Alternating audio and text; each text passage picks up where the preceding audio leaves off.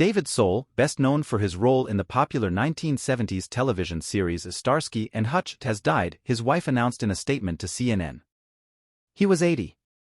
David Solberg, beloved husband, father, grandfather and brother, died yesterday, January 4, after a valiant battle for life in the loving company of family, his wife Helen Snell wrote.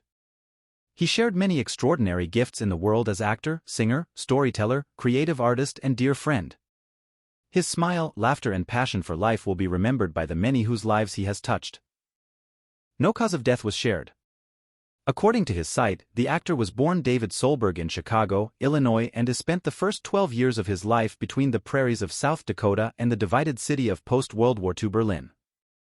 His father, Richard Solberg, was a professor of history and political science as well as an ordained minister and moved the family to Berlin where the elder Solberg served as religious affairs advisor to the U.S. High Commission and, later, as a senior representative for the Lutheran World Federation, a refugee relief organization.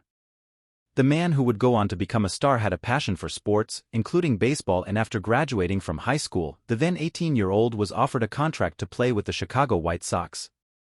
But in his second year of college he opted instead to accompany his family to Mexico City, where his father had accepted a job teaching at Colegio American. There he learned Spanish and fell into the entertainment industry almost by accident. After getting involved in a movement to rid Mexico of corruption, a group of students gifted him with a guitar and taught him indigenous songs. Upon returning to the Midwest, he sought out work and was hired to sing folk music at the 10 O'Clock Scholar, a University of Minnesota coffee house where the likes of Bob Dylan had performed.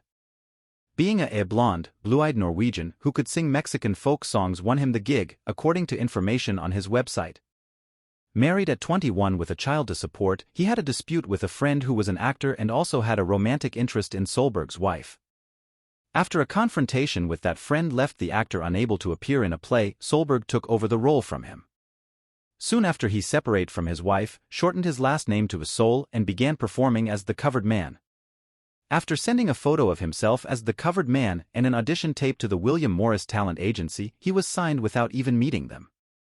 His television work in the 1960s in I Dream of Jeannie, Die Star Trek and Flipper led to a starring role as Joshua Bolt in the series Here Come the Brides. While he is most famous for Starsky and Hutch, Sol also starred in the Dirty Harry film Magnum Force, which he said led to his role on the hit show. Warner Brothers decided that Christmas would be the perfect time to release its version of How to Keep Peace in the World. Magnum Force premiered on this day 50 years ago. Peace, in the form of curbstone justice, Sol wrote in December on X, formerly Twitter. I'm not sure much has changed since then. I'm actually embarrassed to tell you that, but it was a job and it landed me a little role in Starsky and Hutch, so I'm not complaining. Playing opposite Paul Michael Glazer, who starred as Detective Dave Starsky, the pair's chemistry helped popularize Starsky and Hutch. The show leaned into not only their crime fighting as undercover police officers, but also the setting of the fictitious Bay City, California, which included plenty of beautiful women and their two-door Ford Grand Torino car.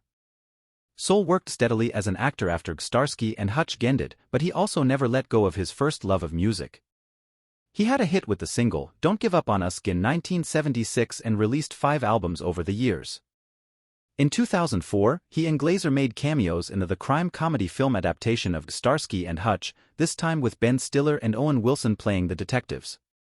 Sol will also be remembered for his work as a director and a producer, including the 1987 documentary A Fighting Ministers, which he co-directed, funded and produced.